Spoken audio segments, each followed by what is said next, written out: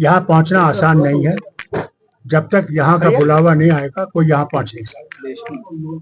हम लोग यहाँ पहुंचे, इनका बुलावा था, हमने दुआ की इस वतन के लिए कि अल्लाह ताला इस वतन को सलामत रखे, यहाँ भाईचारा रहे, हम तरक्की करें और नफरतें जो हैं वो दूर हो जाए।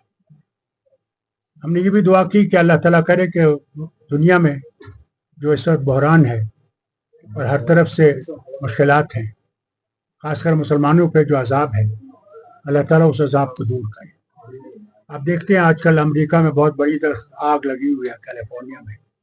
अल्लाह से मांगा हमने, या अल्लाह हमारे गुनाहों को अफू कर और उनके वहाँ जो उससे मुलविस हुए हैं, अल्लाह ताला उन पर रहम करे और उस वतन को फिर से आबाद करे। साथ साथ ये भी किया कि जम्मू कश्मीर अल्लाह ताला ने इस इलेक्शन में बहुत बहुमत दी नेशनल कॉन्फ्रेंस को, उसका भी शुक्रिया किया अल्लाह का, और इस बारगाह में कि फतह मिली। मगर फतह का मकसद सिर्फ फतह नहीं है, काम करना है, लोगों की मुश्किलात को दूर करना है। वहाँ बेकारी है, बदहाली है, बेरोजगारी है और हमारे अस्पतालों स्कूलों की हालत अबतर है, उनको ठीक करना, वहाँ पे फिर से अमन बहाल करना, और दुआ की कि हमारे जो पड़ोसी हैं वो भी ठीक तरह से रहें, वो इस आतंकवाद को ख़त्म करें जो हो रहा है, कि हम अमन से चैन से जिंदा रह सकें और आगे बढ़ सकें। साथ साथ हमने ये भी दुआ की कि उमर साहब की हुकूमत जो है, अल्लाह उनको सेहत बख्शे, अमन बख्शे, ईमान बख्शे और कामयाबी जो उन्हें दी है अल्लाह ने, उस पर वो काम कर सके और लोगों की मुश्किलात जो है उनको दूर कर सके। साथ साथ इसकी भी दुआ की कि अल्लाह ताला हमारी जो स्टेट हुड है उसको भी जल्द अज जल्द बहाल करे और लोगों की मुश्किलात जो है उनमें हम लोग कुछ काम कर सकें।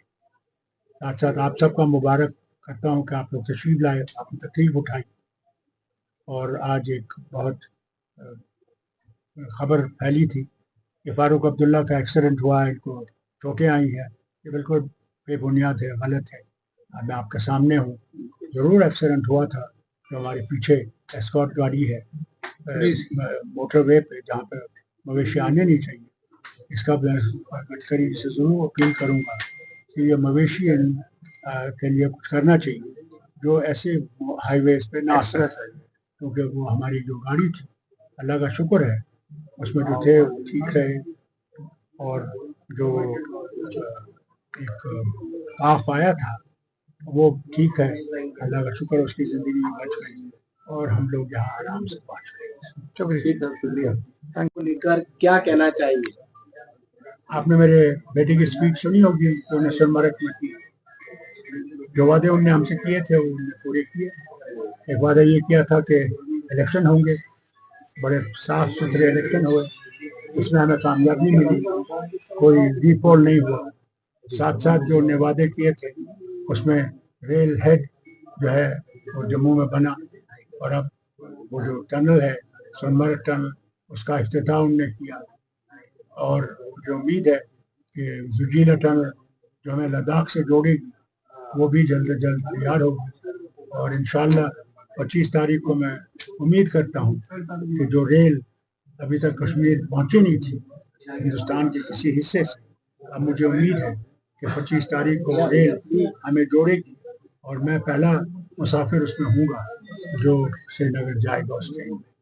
अच्छा अब्दुल्ला जी, ये बताया गठबंधन लोकसभा चुनाव तक ही सीमित था क्या? अब बोल रहे हैं कि सब अलग अलग चुनाव लड़ेंगे, जैसे कि दिल्ली में। देखिए, चुनाव वो कैसे लड़े, गठबंधन है, गठबंधन सिर्फ चुनाव के नहीं था, गठबंधन था मुल्क को उसके आईन की हिफाजत करना और यहाँ के लोगों में नफरतें जो पैदा हो करी गई हैं उन नफरतों को ख़त्म करना। हम लोग सब भारतीय हैं, भारत में रहने वाले हैं और भारत में ही मरेंगे, इसलिए ये गठबंधन बहुत ज़रूरी है कि ये आइन की हिफाजत करेगा, लोगों की इज्जत की हिफाजत करेगा और इस मुल्क को एक रखने की कोशिश करेगा। अब्दुल्ला जी, आखिरी सवाल है, जिस जगह आप हैं ख्वाजा गरीब नवाज की दरगाह, यहाँ पर एक वादी विष्णु गुप्ता ने वाद दायर किया है कि यहाँ पर एक संकट मोचन महादेव मंदिर है।